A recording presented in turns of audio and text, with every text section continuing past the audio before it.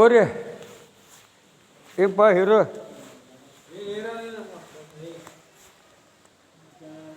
ಯಾಕು ನೀನು ವೇಸ್ಟ್ ಆಗಿ ಅಂತ ನನ್ನ ವೇಸ್ಟ್ ಮಾಡ್ಬೇಕಂತ ಮಾಡೀನ ಬಂದೆ.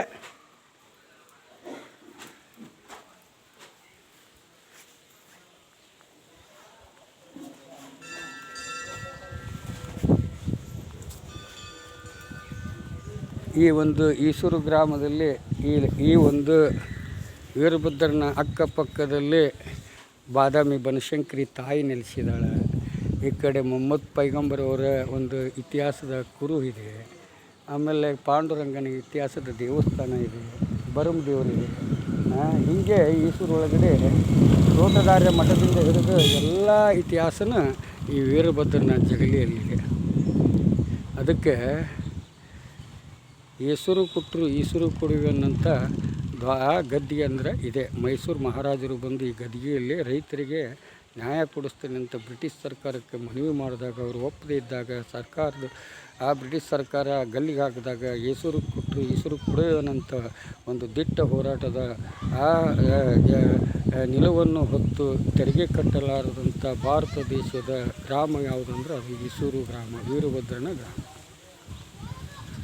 ಬಾಶಂಕರಿ ಅಭಯಂಕರಿ ಬಾದಾಮಿ ಬನಶಂಕರಿ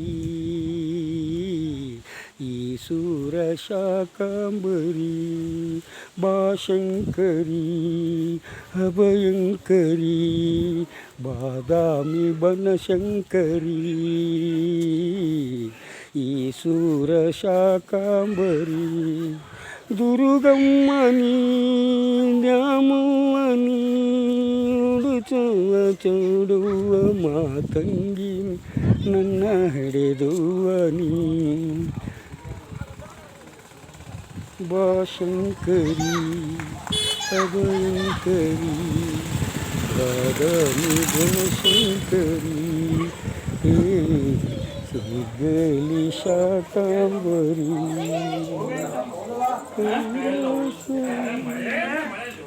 ಆರಾಮದಿರಿ?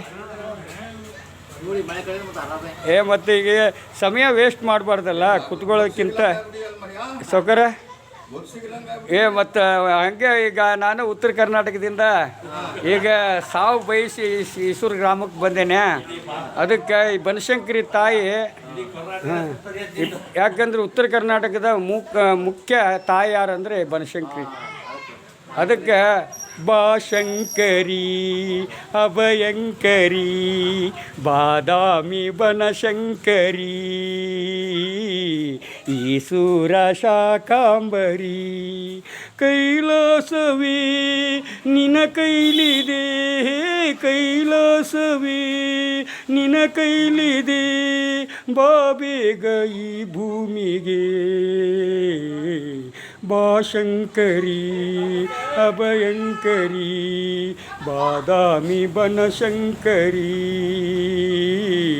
ಈಸೂರ ಶಾಕಾಂಬರಿ. ದುರ್ಗಮ್ಮನಿ ದ್ಯಾಮವ್ವನಿ ದುರ್ಗಮ್ಮನಿ ದ್ಯಾಮವ್ವನಿ ಉಡುಚವ್ವ ಚೌಡವ್ವ ಮಾತಂಗಿನಿ ನನ್ನ ಹಡೆದವ್ವನಿ. ಬಾಶಂಕರಿ ಅಭಯಂಕರಿ ಬಾದಾಮಿ ಬನಶಂಕರಿ ಸಿಗಲಿ ಈಸೂರ ಶಾಕಾಂಬರಿ. ತಾಯಿ ಬನಶಂಕರಿ ನೇಕಾರ ಸಂತ ದೇವರ ದಾಸಿಮಯ್ಯ ದೇವದತ್ತ ದಾಸಿಮಯ್ಯವರ ಎಳೆ ನಿಮ್ಮ ದಾನ, ಬೆಳೆ ನಿಮ್ಮ ದಾನ, ಸುಳಿದು ಬೀಸುವ ಗಾಳಿ ನಿಮ್ಮ ದಾನ.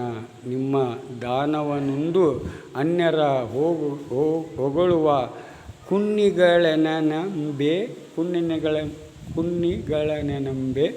ರಾಮನಾಥ.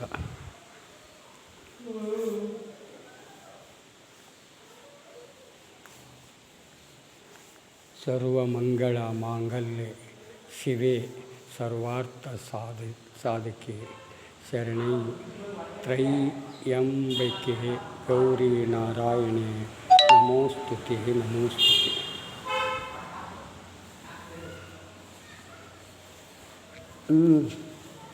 ಮತ್ತೇನು ಆರಾಮ್ ಕುಂತ್ಬಿಟ್ರಿ ಅಲ್ರಿ ಸೊಗರ?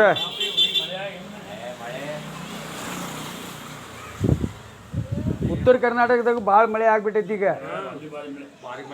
ಯಾಕಂತಂದ್ರೆ ಮಳೆ ಆಗ್ಬೇಕು, ಭೂಮಿ ಭಾಳ ಒಣಗಿಬಿಟ್ಟೈತಿ. ಯಾಕಂದ್ರೆ ಎಲ್ಲೇ ತೇಲ್ತೈತಿ, ಎಲ್ಲೇ ಮುಳುಗ್ತೈತಿ. ಎಲ್ಲನೂ ತೇಲಂಗಿಲ್ಲ, ಎಲ್ಲನೂ ಮುಳುಗಂಗಿಲ್ಲ. ಅವಕ್ಕೆಲ್ಲ ತಲೆ ಕೆಡಿಸ್ಕೊಳ್ಳಂಗಿಲ್ಲ. ಯಾಕಂದರೆ ಹಿಂದೆ ಕೊಪ್ಪಳ ಜಿಲ್ಲಾಕ್ಕೆ ಹೋಗಿದ್ದೆ ನಾನು. ಕೊಪ್ಪಳ ಜಿಲ್ಲಾ ಮರ್ಕುಂಬಿ ಗ್ರಾಮ, ಗಂಗಾವತಿ ತಾಲೂಕು. ಅಲ್ಲಿ 98 ಜನಕ್ಕೆ ಜೀವಾವಧಿ ಶಿಕ್ಷೆ ಕೊಟ್ಟರು. ಅದು ಒಂದು ಗ್ರಾಮದವರು ಇಂಥ ಹಿರಿಯರು ಕುಂತು ಕೇಳಿದ್ರೆ ನಾನು ಹೇಳ್ತೇನೆ. ಅದು ಯಾವ ವಿಚಾರದಾಗ ಅಂದರೆ, ಆ ಊರಲ್ಲಿ ಕಂಬಾರ, ಕುಂಬಾರ, ಸುನಗಾರ, ಶಮಗಾರ, ಏಳುವ, ನೇಕಾರ, ಮಡವಾಳ, ತಳವಾರ, ಗಾನಿಗ, ಗೊಲ್ಲ, ಯಾದವ, ಕುರುಬ, ವೀರಶೈವ, ಹಿಂದುಲಿಂಗವಂತ, ಬಂಜಾರ, ರೆಡ್ಡಿ, ಕೊರಮ, ಕೊರಚ, ಇಸ್ಲಾಂ ಎಲ್ಲನೂ ಐತಿ, ದಲಿತನೂ ಐತಿ. ಅಂದ ಬಳಿಕ ಒಂದು ಊರಾಗೈತಿ. ಆ ಊರಾಗ ಏನಾಗಿಬಿಟ್ಟೈತಿ ಅಂದರೆ, ಯಾವುದೋ ಒಬ್ಬ ಕಿಡಿಗೇಡಿ ಹುಡುಗ ಪಿಕ್ಚರ್ಗೆ ಹೋಗ್ಯಾನಂತಂದ್ರೆ, ಅಲ್ಲಿ ಹೋದಾಗ ಗಂಗಾವತಿ ಹುಡುಗರು ಆ ದಲಿತನ ಮೇಲೆ ಕೈ ಮಾಡಿದ್ದಾರೆ. ಆ ದಲಿತರು ಆ ಯುವಕನ ಮೇಲೆ ಹಿಂದೂ ಹುಡುಗನ ಮೇಲೆ ಕೈ ಮಾಡಿದ್ದಾರೆ. ಅವನು ದಲಿತರು. ಆ ಟೈಮ್ನಾಗ ಊರೋ ಒಬ್ಬ ದಲಿತ ಅವನು ಪಿಕ್ಚರ್ ನೋಡೋಕೆ ಬಂದಾನ. ಇವನ ಹೊಡಿಸಿಸ್ತಾನ ಗಂಗಾವತಿ ದಲಿತರ ಕಡೆಯಿಂದ ನನ್ನ ಅಂತಂದು ಊರಾಗ ಹೋಗಿ ಬೆಂಕಿ ಹಚ್ಚಿಬಿಟ್ಟಾನ. ಅದು ಏನಾಗೈತಿ, ಅಲ್ಲಿ ರೆಡ್ಡಿಯರು, ಲಿಂಗಾಯತರು, ಕುಡುವಕ್ಕಳಿಗರು, ಸ್ವಾಮಿಗಳು, ಇವರು ಒಂದು ದೊಡ್ಡ ದೊಡ್ಡ ಆಸ್ತಿ, ದೊಡ್ಡ ದೊಡ್ಡ ಮಂತ್ಯಾನಪ್ಪ. ಅದ್ರಾಗ ಸಣ್ಣ ಪುಟ್ಟ ಜಾತಿಗಳು ಇರ್ತಾವಲ್ಲ, ಅವರು ಈ ದೊಡ್ಡ ಜಾತಿಗಳು ಮಾತು ಕೇಳ್ಕೊಳ್ಳಂತ ಹೆದರಿ ಮಾತು ಕೇಳೋರು ಅವರು. ಇವ್ರು ಏನು ಮಾಡ್ಬಿಟ್ರೆ, ಹುಡುಗ ಬಂದು ಹೇಳಿದ್ಲೆ ಎಲ್ಲರೂ ನುಗ್ಗಿಬಿಟ್ರು. ಎಲ್ಲ ಜಾತಿಯವರು ಸಾಬ್ರು ಸಹಿತ ನುಗ್ಗಿಬಿಟ್ರು. ದಲಿತರ ಮನೆಗೆ ಹೋಗಿ 4 ಮನೆಗೆ ಬೆಂಕಿ ಹಚ್ಚೇ ಬಿಟ್ರು. ಹಚ್ಚಿ ಲಾಟಿಯಿಂದ ಹಾಕ್ಕೊಂಡು ಓಡ್ಸಾಡಿ ಹೊಡೆದು ಬಿಟ್ರು ದಲಿತರನ್ನ. ಅವ್ರಿಗೆ ಎಷ್ಟು ಹಿಂಸೆ ಆಗ್ತಿತ್ತು ಅಂದ್ರೆ, ಈ ತಾಯಿ ಮುಂದೆ ಹೇಳ್ತೀನಿ ಸತ್ಯ, ಆ ದಲಿತರಿಗೆ ಎಷ್ಟು ಹಿಂಸೆ ಆಗ್ತಿತ್ತು ಅಂದ್ರೆ, ಕೂಲಿ ಕೆಲಸ ಇಲ್ಲ ಅವ್ರಿಗೆ, ದೇವಸ್ಥಾನದೊಳಗಡೆ ಆಶೀರ್ವಾದ ಇಲ್ಲ ಅವ್ರಿಗೆ, ಚಾದ ಅಂಗಡಿಗೆ ಹೋಗಿ ಚಹಾ ಕುಡಿಯೋಂಗಿಲ್ಲ ಅವರು. ಒಂದು ಬೆಂಕಿಪಟ್ಟಣ ಅಂಗಡಿ ಕೇಳ್ಬೇಕಂದ್ರೆ ಗಂಗಾವತಿಗೆ ಹೋಗ್ಬೇಕು ಅವರು. ಇಂಥ ಹಿಂಸೆ ಆ ಗ್ರಾಮದಲ್ಲಿ ನಡೆಯೋದನ್ನು ತಡೆಯೋಕ್ಕಾಗಲಾರ್ದನ ಹೊಡ್ತಾನು ತಿಂದರು. ಆಮೇಲೆ ಇವರೆಲ್ಲರೂ ಹೊಡೆದಿಂದಾಗ 116 ಮಂದಿ ಮೇಲೆ ಪ್ರಕರಣ ಆಯ್ತು. ಅಟ್ರಾಸಿಟಿ ಕೇಸ್ ಸೆಕ್ಷನ್ ಹಾಕಿ ಒಂದು 307 ಬಿದ್ದಿರ್ಬೋದು. ಇಲ್ಲಾಂದರೆ ಯಾವುದು 307 ಇಲ್ಲ, ಅಟ್ರಾಸಿಟಿ ಮೇಲೆ ಗುಡ್ಸಲ ಸುಟ್ಟಿದ್ದು, ಹೊಡೆದಿದ್ದು. ಅಷ್ಟೇ ಹೊಡೆದಿದ್ದು. ಇದ್ರಾಗ 10 ವರ್ಷ ಕೋರ್ಟ್ನಾಗ ನಡೀತು. ಅವಾಗಲಾದರೂ ಈ ಎಲ್ಲ ಗ್ರಾಮಸ್ಥರು ಸೇರ್ಕೊಂಡು, ಎಲ್ಲ ಜಾತಿಯವರು ಸೇರ್ಕೊಂಡು ಒಂದು ಒಪ್ಪಂದ ಮಾಡ್ಕೊಂಡು ದಲಿತರ ಮುಂದೆ ಇಟ್ಕೊಂಡು, ನೋಡ್ರಪ್ಪ ಏನೋ ಈ ನಿಮಿಷ ಸೀಟಿಗೆ ಆಗಿ ಹೋಗೈತಿ, ಇನ್ನು ಆಗ್ದಂಗೆ ನಾವೆಲ್ಲರೂ ಬದುಕನ, ನಿಮ್ಗೆಲ್ಲರಿಗೂ ಅವಕಾಶ ಕೊಡ್ತೀನಿ, ನಿಮ್ಗೇನು ಮನೆ ಸುಟ್ಟವ ಅದು ಮನೆ ಹಾಕಿಸ್ಕೊಡ್ತೀವಿ. ಈ ಕೋರ್ಟ್ ಮಟ್ಟ ಹೋಗೋದು ಬೇಡ, ಇಲ್ಲೇ ಸರಿ ಮಾಡ್ಕೊಳ್ಳೋಣ ಅಂತಂದು ಏನು ಮಾತಾಡಿಬಿಟ್ಟಿದ್ರೆ ಅವ್ರು ಒಪ್ತಿದ್ರು. ಇವ್ರು ಏನು ಕಿಸಿತಾರ, ಎಲ್ಲ ಜಾತಿ ನಾವು ಒಂದಾದಾಗ ಇದು ಒಂದು ಜಾತಿ ಏನು ಮಾಡ್ತೈತಿ ಅಂತಂದು ಇವ್ರು ಏನು ಮಾಡ್ಬಿಟ್ರು, ಕೋರ್ಟ್ಗೆ ಅಲಿತಾ ಹೊಂಟ್ರು. ಅಲ್ಲದು 16 ಮಂದಿ ನೆಗೆದು ಬಿದ್ದು ಹೋದರು. 16 ಮಂದಿ ಅದ್ರ ನೆಗೆದು ಬಿದ್ದು ಹೋದರು. ಕೊನೆಗೆ ಕೊಪ್ಪಳ ಜಿಲ್ಲಾ ನ್ಯಾಯಾಲಯದಲ್ಲಿ ಅವತ್ತು ನಾನು ಅಲ್ಲೇದೇನೆ. 98 ಮಂದಿಗೆ ಜೀವಾವಧಿ ಶಿಕ್ಷೆ ಆಯಿತು. ಅದ್ರಾಗ ಒಬ್ಬವನು ಹಾರ್ಟ್ ಅಟ್ಯಾಕ್ ಆಗಿ ಅವತ್ತು ಸತ್ತ. ಅದ್ರಾಗ 11 ಮಂದಿ ಮುಸ್ಲಿಮ್ಸ್ನವ್ರಿಗೆ ಜೀವಾವಧಿ ಶಿಕ್ಷೆ ಆಗೈತಿ. ಅವರೆಲ್ಲ ಹೆದರಿ ಹೋದವರು, ದೊಡ್ಡ ಜಾತಿಗೆ ಸಪೋರ್ಟ್ ಹೋದವರು ಎಲ್ಲರೂ ಸಿಟ್ಟಿಲ್ಲ, ಭಯ ಹುಡ್ಸೋದು, ಅವ್ರನ್ನ ಹಾಕ್ಕೊಂಡು ಹೊಡ್ಯಾರ ಅವರು, ಸಾಬ್ರನ್ನ ಬರಲಿಲ್ಲ ಅಂದ್ರೆ. ಹಂಗೆ ಅಂಥ ವ್ಯವಸ್ಥೆಯಲ್ಲಿ ಇದ್ದಂಥ ಊರದು. ಅವಾಗ ಅವತ್ತು ಜಡ್ಜ್ ಏನು ಮಟ್ಟ ಎಲ್ಲರಿಗೂ ಜೀವಾವಧಿ ಶಿಕ್ಷೆ ಕೊಟ್ಟ ಜೈಲಿಗೆ ಹಾಕಿದ್ರು. ಅದಕ್ಕೆ ಕಾನೂನು ದೊಡ್ಡದು, ಧರ್ಮ ಜಾತಿ ದೊಡ್ಡದು ಅನ್ನೋದಕ್ಕಿಂತ ಕಾನೂನು ದೊಡ್ಡದು, ಹೌದಲ್ಲ? ಅದಕ್ಕೆ ನಾನೇನಂತೀನಿ, ಯಾವುದೇ ಒಂದು ಗ್ರಾಮದ ವ್ಯವಸ್ಥೆ ಸಮಸ್ಯೆಗಳು ಬಗೆಹರಿಬೇಕಾದ್ರೆ ಎಲ್ಲ ಜಾತಿಯವರು ಸೇರ್ಕೊಂಡು ಕುತ್ಕೊಂಡು ಚರ್ಚೆ ಮಾಡಿದ್ರೆ ಅದೊಂದು ಪಂಥ ಆಕತಿ, ಹೌದಲ್ರಿ? ಇವತ್ತು ಆ ಲಾಯರ್ಗೂ ಲಾಭ, ಇದಕ್ಕೂ ಲಾಭ. ಇಲ್ಲಿ ಸಾಯರ್ ಯಾರು? ಇವತ್ತು ನೋಡ್ರಿ, 262 ಮನೆ ಕಳ್ತನ ಮಾಡೀನಿ. ತಾಯಿ ಮುಂದೆ ಸತ್ಯ ಹೇಳ್ತೀನಿ, ತಾಯಿ ತಾಳಿ ನತ್ತು ಕದ್ದೇನಿ. ಸಿಗ್ಲಾಗ ಬನಶಂಕರಿ ತಾಯಿ ನತ್ತನ, ಜಾಮೂನ್ ಗುಡಿನ ತಾಳಿ ನತ್ತು ಕದ್ದೇನಿ. ಆಕೆ ಏನಂದ್ಲು, ಬಸ್ಸ ಕಷ್ಟ ಐತೆ ಅಂತ ಏನು ಗೊತ್ತಿಲ್ಲ, ಬಡವ್ರು ಕದ್ದು ತಿನ್ಬೇಡ, ಅವ್ರಿಗೆ ಯಾರು ಕೊಡೋಂಗಿಲ್ಲ, ನಾನು ಕದ್ದು ತಿನ್ನು, ನನ್ನ ಭಕ್ತರು ಮಾರೇ ದಿವಸ ತಂದು ಹಾಕ್ತಾರೆ, ನಾನಂತೂ ಮುಂಡಿ ಆಗಂಗಿಲ್ಲ, ಹೌದಲ್ಲ? ಬಡವ್ರು ಮುಂಡಿ ಮಾಡಬೇಡ ಅಂತ ಹೇಳಿದಕ್ಕೆ ಆಕಿನ ಕದ್ದು ತಿಂದು ಮಾರಿಕೊಂಡೆ. ಕೊನೆಗೆ ಆ ತಾಯಿ ಪಾದಯಾತ್ರೆ ಮಾಡ್ತೀರಿ ಅಂದಾಗ 15,000 ರೂಪಾಯಿ ಕೊಟ್ಟು ಪಾದಯಾತ್ರೆ ಕಳಿಸಿದೆ ಬಾದಾಮಿಯಿಂದ, ನಮ್ಮ ಬನಶಂಕರಿ ಗುಡಿಯಿಂದ. ನನ್ನ ಊರಾಗೂ ಎರಡು ಗುಡಿ ಅದು, ಬನಶಂಕರಿ ಗುಡಿ. ಹಾಂ, ಪಾದಯಾತ್ರೆಗೆ ಹೋಗೋ ಭಕ್ತರಿಗೆ 15,000 ರೂಪಾಯಿ ಖರ್ಚು ಮಾಡಿ ನಾನೇ ಕೊಟ್ಟು ಪಾದಯಾತ್ರೆ ಮಾಡಿರಿ, ಊಟ ಗೀಟ ಮಾಡ್ಕೊಂತ ಆರಾಮ್ ಹೋಗಿ ತಾಯಿ ದರ್ಶನ ಪಡ್ಕೊಂಬರ್ರಿ ಅಂದೆ ನಾನು. ಇಲ್ಲೆಲ್ಲ ನಮ್ಮೂರಾಗ ಸಿಗ್ಲಾಗ 2 ಬನಶಂಕರಿ ಗುಡಿ ಇದಾವೆ. ಹಾಂ, ಆಮೇಲೆ ನನ್ನ ಹೆಂಡತಿ ಮುಸ್ಲಿಮ್, ಈ ಈಸೂರಕ್ಕೆ ಈಸೂರಿಗೆ ಒಂದು ಸೋಲು ಅನ್ನೋದು ಇರಬಾರ್ದಲ್ಲ. ನಾನಿಲ್ಲಿ ಸೋತಿರ್ಬೋದು, ಇವತ್ತಿಲ್ಲ ನಾಳೆ ಗೆಲ್ತೇನೆ ಅನ್ನೋ ಧೈರ್ಯ ಇತ್ತು. ಜನ ನನಗೆ 199ರಷ್ಟು ನನ್ನ ತಂದೆ ತಾಯಿ ಇಲ್ಲೇ. ನಾನು ಇವತ್ತಿಗೆ ಈಸೂರು ಹಕ್ಕಿಗೆ ಒಂದು ಧಕ್ಕೆನೂ ಕೊಟ್ಟವನಲ್ಲ, ಹೌದಲ್ಪ. ಅಂತ ಟವರ್ ಹತ್ತಿದ್ರು ಹೌದಲ್ಲ, ಪೊಲೀಸ್ನವ್ರು ಬಂದು ಬಿಟ್ರಿಲ್ದೆ ಅರೆಸ್ಟ್ ಮಾಡೋಕ್ಕಾಗಿಲ್ಲ. ಯಾಕೆಂದ್ರೆ ನನ್ನ ತಲೆ ಆರ್ಗ್ಯುಮೆಂಟ್ ಐತಪ್ಪ. 500 ಈಗ ದರ್ಶನ್ ಅಂತಲ್ಲಿ ಕೋಟಿ ಗಂಟಲೆ ದುಡ್ಡು ಐತಿ, ಜನಾರ್ದನ್ ರೆಡ್ಡಿ ಅಂತಲ್ಲಿ ಕೋಟಿ ಗಂಟಲೆ ದುಡ್ಡು ಐತಿ, ಜನ ಸಾಗರ ಐತಿ ಅವನಂತಲೇ. ಯಾಕೆ ಅವ್ರು ಜೈಲು ಅನುಭವಿಸಿದ್ರು? ಹೌದನಲ್ಲ, ಅದಕ್ಕೆ ಹೇಳೋದು ದುಡ್ಡು ಮುಖ್ಯ ಅಲ್ಲ. ತಲೆ ಇದ್ರೆ ಸಿಗ್ಲಿ ಬಸ್ ಅನ್ನಂತ ತಲೆ ಇರ್ಬೇಕಂತ ಶಕ್ತಿ ಇದ್ರಿ, ಬನಶಂಕರಿ ತಾಯಿ ಅಂತ ಶಕ್ತಿ ಇರ್ಬೇಕಂತ, ಆಸ್ತಿ ಇದ್ರೆ ಎಷ್ಟಿರ್ಬೇಕು, ಕಿತ್ತೂರು ರಾಣಿ ಚೆನ್ನಮ್ಮನಂತ ಆಸ್ತಿ ಇರ್ಬೇಕಂತ. ಎಲ್ಲ ಮುಗಿದು ನಾನು ಹೇಳಿದೆ, ಅಲ್ಲಿ ಕೂತ್ಕೊಂಡು ವೀರಭದ್ರನ ಗುಡಿಯಾಗ ಕುಂತು ಹೇಳಿದೆ ಕಾರಡಿಗೆ, ಇರೋಣ ಮತ್ತು ನನ್ನ ಸಾವು ಎಲ್ಲೈತಿ ತೋರಿಸ್ಪ, ನಂದು ಸಾಕಾಗೈತಿ, ಮಸ್ತ್ ಕೇರಿಸ್ಕೊಂಡು ಇನ್ನೊಂದು ಎದುರಾಗಾರ ಬದುಕ್ಕೊತೀನಿ, ಈ ಮಾನವ ಜನ್ಮ ಬೇಡ ನನಗೆ ಅಂದೆ. ಆಯ್ತು ಬಸ್ಸ, ನಿನ್ನ ಸಾವು ಐತಿ, ನೀನು 25 ವರ್ಷ ಈಸೂರಾಗ ಮದುವೆ ಆದ್ರೂ ನಿನ್ನ ಸಾವಿನ ಜಾಗ ನಿನಗೆ ಗೊತ್ತಿದ್ದಿದ್ದಿಲ್ಲ. ಆ ಜಾಗ ನಾ ತೋರಿಸ್ತೀನಿ, ಆ ದಿನ ಬರ್ತೈತಿ ಅಂದಿದ್ದ. ಮೊನ್ನೆ ನಾನು ಹೋಗಿದ್ದೆ ಅಲ್ಲಿ ಒಂದು ಮುಸ್ಲಿಮ್ಸು ಮಣ್ಣು ಮಾಡೋಕ್ಕೆ, ಅಲ್ಲೇ ಗಾಮ ಮತ್ತು ಇದು ಈಸೂರು ಗಡಿ ಬಸವಣ್ಣನ ಗುಡಿ ಕಂಡಿತು. ಅವಾಗ ಆ ಗುಡಿ ಬಸವಣ್ಣನ ನೋಡಿ ಅವಾಗ ನನಗೆ ಗೊತ್ತಾಯ್ತು, ಬಸ್ಸ ಇಲ್ಲೇ ಬಂದಿಲ್ಲಿ ಅದ ನೋಡ ನಿಂದ 50 ಮೀಟ್ರ್ ದೂರದಲ್ಲಿ ಕಬ್ರಸ್ತಾನದಾಗ ಮಣ್ಣು ಹಾಕಿದೆ ಅಂತ. ಹಾಗಾದ್ರೆ ಇಲ್ಲೇ ಹಿಡ್ಕೊಂಡು ಕೂತು ಬಿಡೋಣ ಅಂತ ಇಲ್ಲಿ ಬಂದು ಕೂತೆ ನೋಡ. ಐತಿಲ್ರಿ, ಎಷ್ಟು ಸತ್ಯ ಐತೆ ನೋಡ್ರಿ. ಇದೇ ಒಂದು ವ್ಯವಸ್ಥೆಗಳಲ್ಲಿ ನನಗೆ 10 ಮಂದಿ ಪುಡಾರಿ ಇದ್ದೇ ಅದಾರ, ನನ್ನಂತಲೇ ಇಲ್ಲಿ ಇಲ್ಲ ಅನ್ನಂಗಿಲ್ಲ. 10 ಮಂದಿ ನಾನು ಕಳ್ತನ ದುಡ್ಡಿನಲ್ಲಿ ತಿಂದು ತೆಗೆದವ್ರು ಅದಾರ. ಆದ್ರೆ ಅವ್ರು ಬೇಡ, ನನಗೆ ಏನು ತಿನ್ಲಿಲ್ದವರು ನನ್ನ ಹರಿಸಿದಾರಲ್ಲ, ಒಳ್ಳೆ ಹುಡುಗ ಅದಾನ, ಒಳ್ಳೆ ಹೋರಾಟಗಾರ ಅದಾನಂತ. ಯಾಕಂದ್ರೆ ಇದು ಹೋರಾಟದ ನೆಲ. ಇದು ಇಲ್ಲಿ ಮಹಾರಾಜರು ಬಂದು ವೀರಭದ್ರ ಗದ್ದಿಗೆಯಲ್ಲಿ ಪಂಚಾಯತಿ ಮಾಡಿದಂಥ ಇತಿಹಾಸ ಐತಿ. ಏಸೂರು ಕೊಟ್ಟರು, ಈಸೂರು ಕೊಟ್ಟಿಲ್ಲ, ತೆರಿಗೆ ಕಟ್ಟಿಲ್ಲ. ಇಂಥ ಗ್ರಾಮದಾಗ ನಾನು ಮದುವೆ ಆಗೇನೆಂದ್ರೆ ನನ್ನಂಥ ಅದೃಷ್ಟವಂತ ಇನ್ನೊಬ್ಬನಿಲ್ಲ ಅಂತಿಲ್ಲ. ಉತ್ತರ ಕರ್ನಾಟಕ ಒಂದು ಕಣ್ಣು, ದಕ್ಷಿಣ ಕರ್ನಾಟಕನೂ ಒಂದು ಕಣ್ಣು. ಮದಗ ಮಾಸ್ತರು ಕೆಂಚಮ್ಮ ಮತ್ತು ಶರಣಿ ಅಕ್ಕಮಾದೇವಿ, ಶಿಕಾರಿಪುರ ಉತ್ತರಾಯ, ಈಸೂರು ವೀರಭದ್ರ, ಎಂಥ ಇತಿಹಾಸ ಐತ್ರಿ. ಈ ಊರಿಗೆ ನಾನು ಹೆಂಡತಿ ಹುಡ್ಕೊಂಡು ಬಂದವನಲ್ಲ, ಕಳ್ತನ ಮಾಡ್ಕೊಂಡು ಬಂದವ ನಾನು. ಶಿಕಾರಿಪುರದಾಗೆ ಮದುವೆ ಆಗೋದಕ್ಕಿಂತ ಮುಂಚೆ ನಾನು ಕೇಸಿದ್ದು, ಈಗಿನ ಮದುವೆ ಆಗೋದಕ್ಕಿಂತ ಮುಂಚೆ ನಾನು ಕೇಸಿದ್ದು ಶಿಕಾರಿಪುರದಾಗ. ಹಾಂ, ಅವಾಗ ಈಸೂರು ಟೆಂಟ್ನಾಗ ಪಿಕ್ಚರ್ ನೋಡಿ ನಾನು. ಯಾವಾಗ ನಾನು ಜೈಲಿಗೆ ಹೋಗಿ 2099 ಜೈಲಿಗೆ ಹೋಗಿ ಹೊರಗೆ ಬಂದೆ, ಆವಾಗ ಈ SC ಪೈಕಿ ಸುಧಾ ಅಂತದ ನೋಡು, ಅವ್ರ ಕೊಲೆ ಕೇಸ್ದಾಗ ಮಂದಿ ಎಲ್ಲ ಜೈಲ್ನಾಗಿತ್ತು. ಅವ್ರಿಗೆ ನಾನೇ ನೋಡ್ಕೊತಿದ್ದೆ ಜೈಲ್ನಾಗ. ಅಲ್ಪ ಕೊಲೆ ದರೋಡೆ ಅತ್ಯಾಚಾರ ಮಾಡಿದವನಲ್ಲ ನಾನು. ಇದ್ದವ್ರು ಹೊಡೆದೇನೆ, ಇಲ್ದವ್ರಿಗೆ ಹೆಂಚೇನೆ ಅಲ್ಲ, ಇದ್ದವ್ರಿಗೆ ಹೊಡೆದೇನೆ, ಇಲ್ದವ್ರಿಗೆ ಹೆಂಚೇನೆ. ಇವತ್ತಿಗೆ ನನ್ನ ಮಗಳು ಮದುವೆ ಮಾಡಬೇಕಾದ್ರೆ ಈ ತಾಯಿ ಮೇಲೆ ಪ್ರಮಾಣ ಮಾಡಿ ಹೇಳ್ತೀನಿ, ಒಂದು ತೊಲಿ ಬಂಗಾರ ತೊಗೊಂಡು ಮದುವೆ ಮಾಡೋ ಶಕ್ತಿ ನನಗಿಲ್ಲ. ಅಂದ ಬಳಕ ಬಡವನ ಸಾಕಷ್ಟು ಎಷ್ಟೈತೆ ಅನ್ನೋದು ಅರಿವು ತಿಳ್ಕೊಂಡು ಇವತ್ತು ಬಡವ್ರನ್ನ ಎತ್ತಿ ಹಿಡ್ಯಾಕಂತ ಹೊಂಟೇನು ನೋಡು. ನನ್ನ ಹೋರಾಟಕ್ಕೆ ವ್ಯಾಲ್ಯೂಯೇಷನ್ ಐತಿ. ಯಾಕೆ ಹೇಳ, ನೇರ ದಿಟ್ಟ ನಿರಂತರ ಏನಿದ್ರು ಸ್ಪಾಟಲ್ಲೇ ಆರ್ಗ್ಯುಮೆಂಟ್. ಅಲ್ಪ ಒಬ್ಬ ಯೋಧನ ಮಗಳ ಮೇಲೆ ಅತ್ಯಾಚಾರ ಆದರೆ ಈ ತಾಯಿ ಮುಂದೆ ಸತ್ಯ ಹೇಳ್ತೀನಿ. ಅಕ್ಕಿ ಕ್ಷೇತ್ರದ ಬಾದಾಮಿ ಕ್ಷೇತ್ರ, ಅಲ್ಲೇ ಅಲಿಗಿರಿ ಗ್ರಾಮದಾಗ ಒಂದು 6ನೇ ಕ್ಲಾಸ್ ವಿದ್ಯಾರ್ಥಿ ಮೇಲೆ ಅತ್ಯಾಚಾರ ಮಾಡಿದ್ದ ಒಬ್ಬ ಹುಡುಗ. ಅವನು ಮುಚ್ಚಾಕಿದ್ರು ಆ ಕೇಸು. ಅವ ಯೋಧನ ಮಗಳಕ್ಕಿ ಯೋಧ ರಜಾ ತೊಗೊಂಬಂದು ನನ್ನ ಮನೆ ಬಾಗ್ಲ ತಟ್ಟಿ ನನ್ನ ಕಡೆಯಿಂದ ಅರೆಸ್ಟ್ ಮಾಡಿ ಒಳಗೆ ಹಾಕ್ಸಿಸೋಕ್ಕೆ ಅವಕಾಶ ಮಾಡಿಕೊಟ್ಟ. ಇಂಥವೆಲ್ಲ ನನ್ನ ಹೋರಾಟದ ಸತ್ಯದ ಕಥೆಗಳದವು. ಕೈದಿಗಳು ಬಿಡುಗಡೆ ಮಾಡಿಸಿದ್ದೀನಿ.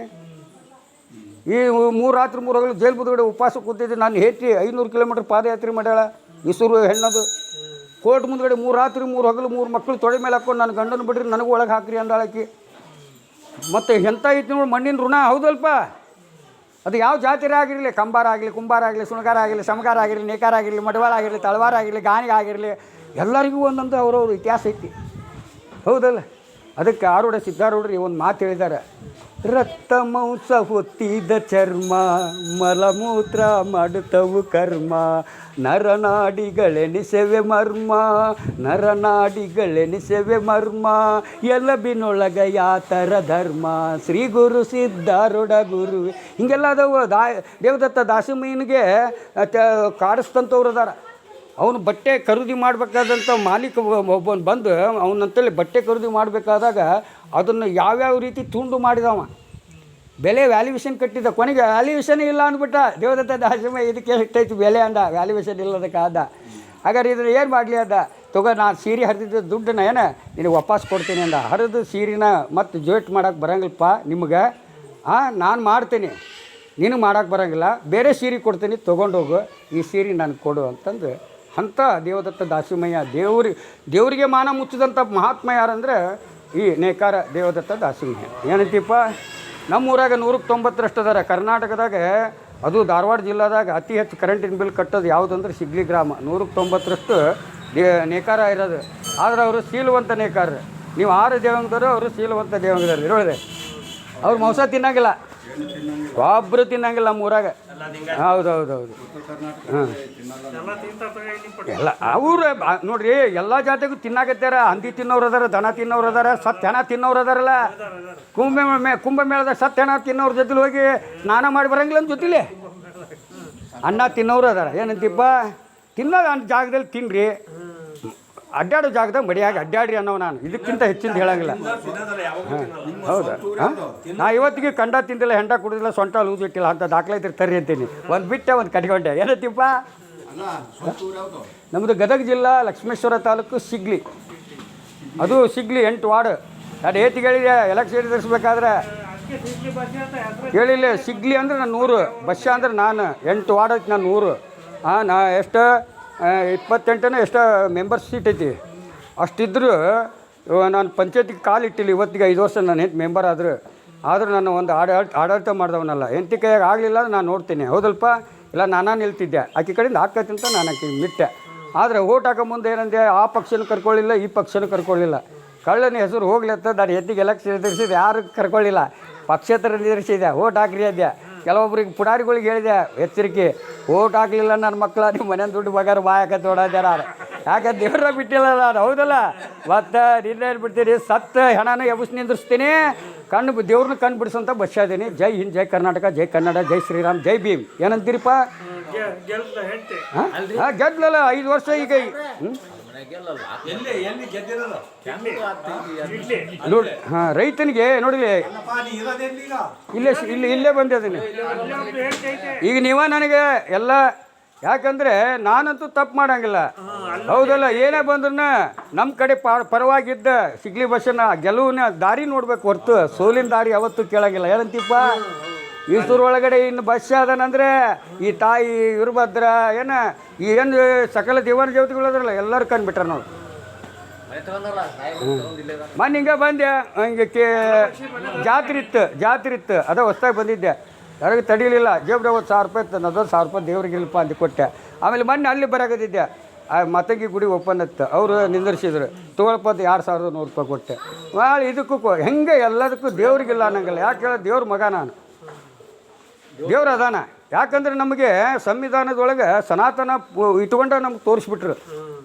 ಆದರೆ ತೋರಿಸಿದಾರಂತಂದು ನಮ್ಮನ್ನೆಲ್ಲ ಹತ್ತಕ್ಕದು ಮುಖ್ಯ ಅಲ್ಲ, ನಮ್ಮನ್ನು ಎತ್ತಿ ಹಿಡಿಬೇಕು ಅನ್ಯ ಜಾತಿಗಳನ್ನ. ಏನಂತೀರಿ, ನಾವೆಲ್ಲ ಶೂದ್ರರಿ, ಶೂದ್ರ ನಾವು ಜಾತಿಗಳು ಏನು ಹುಟ್ಟೇವಲ್ಲ. ನೀ ನೇಕಾರಿಕೆ ಮಾಡ್ತಿದ್ದೀನಿ, ನೇಕಾರ ಆದಿ. ಕುಂಬಾರಿಕೆ ಮಾಡ್ತಿದ್ದೆ, ಕುಂಬಾರ ಆದ. ನಾನು ಕುರಿ ಕಾಯ್ತಿ, ಕುರುಬಾದೆ.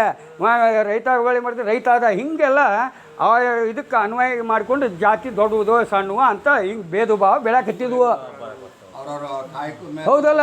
ಎಲ್ಲರೂ ಶೂದ್ರರು ನಾವು. ಬಸವಣ್ಣವ್ರು ಎಂದು ಜನವಾರನ ತೊರೆದು ಏನು ಲಿಂಗ ಹಿಡ್ಕೊಂಡು ಎಲ್ಲರಿಗೆ ಜಾತಿ ಕೈ ಲಿಂಗ ಕೊಟ್ಟರೆ ನಾವು ಲಿಂಗ ಹತ್ತಿರ ಆದ್ವಿ. ಇಷ್ಟೇ ವ್ಯತ್ಯಾಸ ಇರೋದು.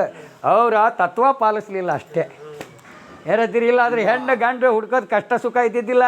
ಇವತ್ತು ನೇಕಾರ ಒಳಗಡೆ ಎಷ್ಟು ಮಂದಿಗೆ ಹೆಣ್ಣು ಸಿಗ್ತಾ ಇಲ್ಲ ನಮ್ಮ ಊರಾಗ.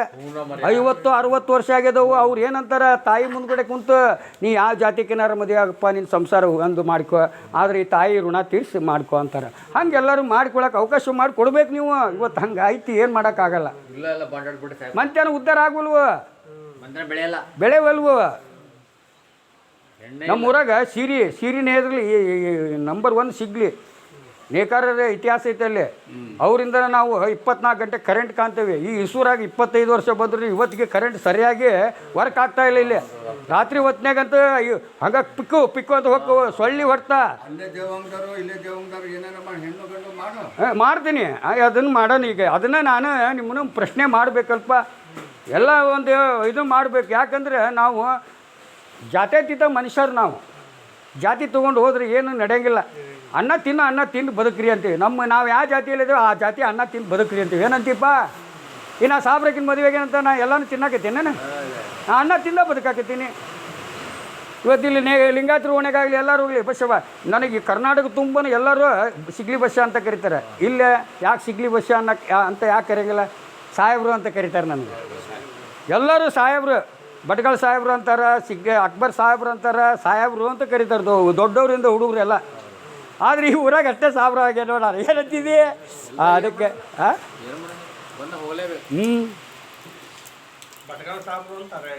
ಹೌದೌದು. ಅವಾಗೆಲ್ಲ ಇಸ್ಪೇಟ್ ಆಡೋಕೆ ಕಾರ್ ತೊಗೊಂಡು ಹೋಗಿದ್ನಲ್ಲ ಅವ ಧನಂಜಿ ಗೊತ್ತಲ್ಲ ನಿಮ್ಗೆ?